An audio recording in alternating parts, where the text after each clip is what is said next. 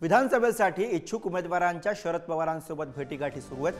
कोथरूड विधानसभा निवडणूक लढवण्यासाठी इच्छुक असलेले चंद्रकांत मोकाटे हे शरद पवारांसोबत चर्चा करतायत। शिवा संघटनेचे नेते आणि लोहा विधानसभा लढलेले मनोहर धोंडे हे शरद पवारांच्या भेटीला पोहोचल्याचे कळते।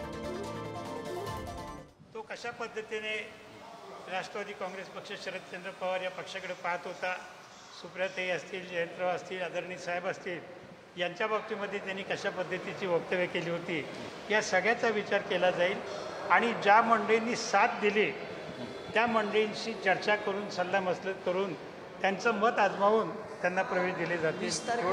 20 तारखेचा जो कार्यक्रम आहे साहेबांचा पक्षप्रवेश आहे तर काय नेमकं तो अर्थात त्यावर पक्षप्रवेश होणारच ना। मोठ्या प्रमाणामध्ये सभा आहे। म्हणजे आत्ताच मला त्या ठिकाणी तिथले पिंपरी चिंचवडचे आमचे अध्यक्ष तुषार कामटे आणि महिला अध्यक्ष शेलवंत भेटल्या।